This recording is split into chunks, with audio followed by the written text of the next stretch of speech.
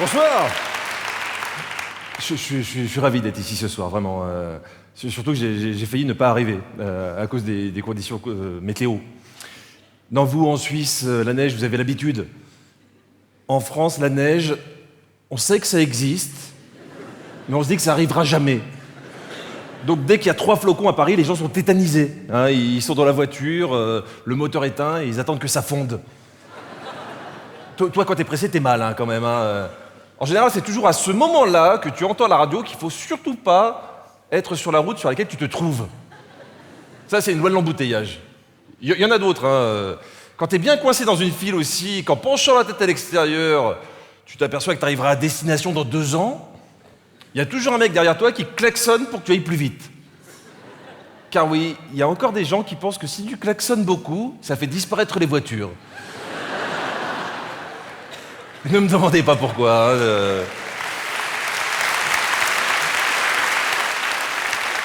Non mais je crois qu'on est tous fragiles en voiture.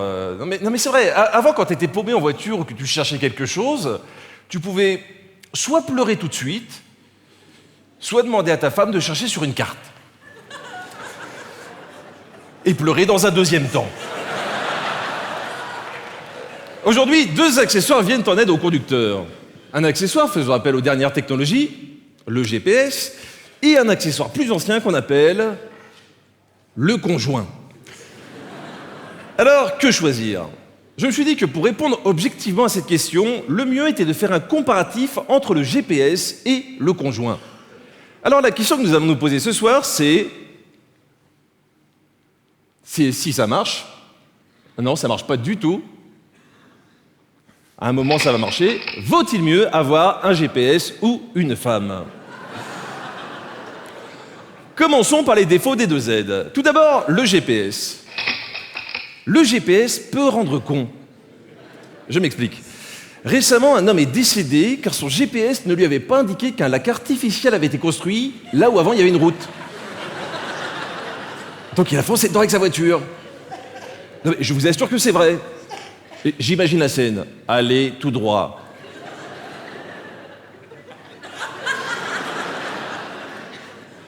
Il y a beaucoup d'eau quand même, hein. Allez tout droit. Vous êtes sûr qu'il y a une route ? Allez tout droit. Bon d'accord, mais c'est la dernière fois. Hein. Et le mec est mort. Il faut être con quand même. Le conjoint aussi a des défauts, dont un récurrent. Il t'indique les places de stationnement une fois qu'on les a dépassées.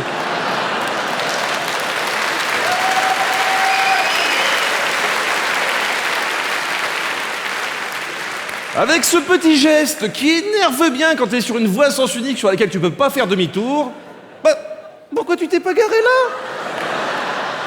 Ça énerve, ça énerve. Un conseil, pour vous calmer, faites un bisou à votre passager de droite avec l'allume-cigare.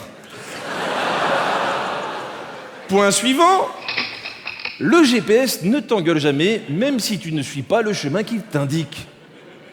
Il faut le reconnaître, le GPS est de bonne composition. Il te donne des conseils, après tu en fais ce que tu veux. Le conjoint est plus soupolé, car lui peut t'engueuler même si tu suis le chemin qu'il t'indique.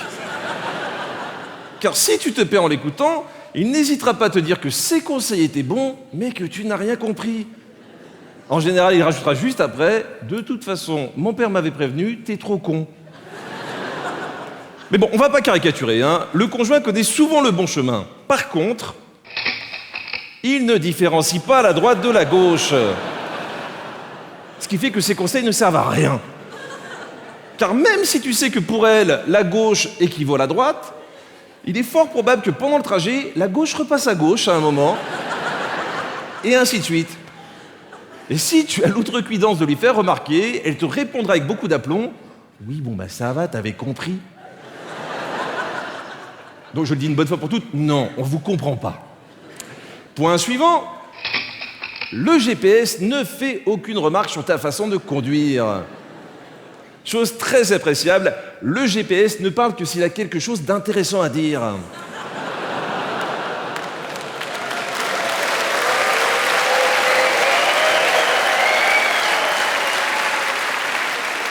Le conjoint est plus sans gêne, car lui n'hésitera pas à te dire que tu conduis trop vite.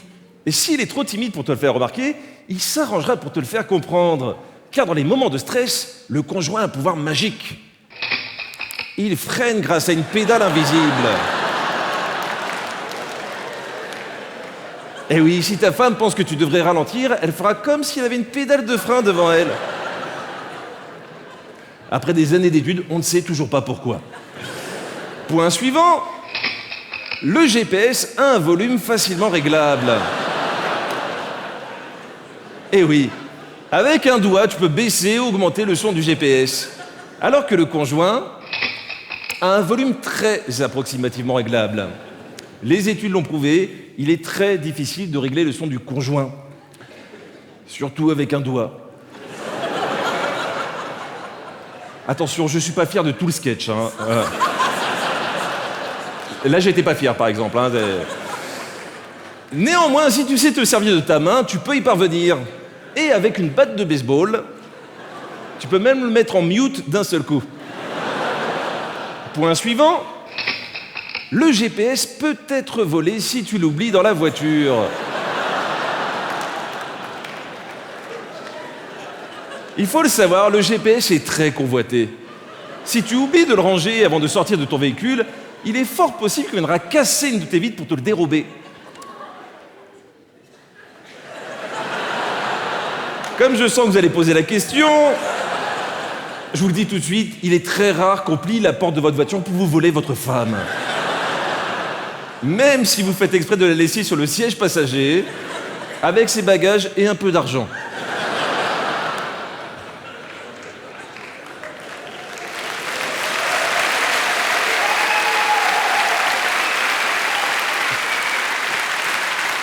Point positif, par contre, un gros point positif, le conjoint peut éviter de payer le parc-mètre.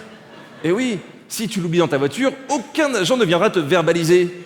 Une idée maligne pour occuper intelligemment son épouse.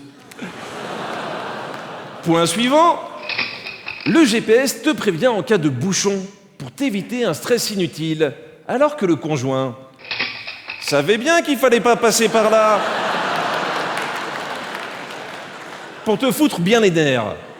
Je crois que la démonstration est faite, il faut privilégier le GPS. Et si certains d'entre vous ne seraient pas encore convaincus, je rajouterai 2 petites choses qui devraient faire la différence. Le GPS utilise une carte routière, alors que le conjoint utilise ta carte bleue.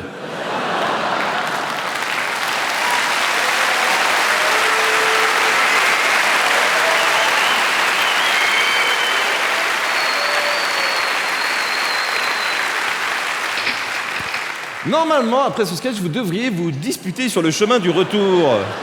Donc, bonne fin de soirée.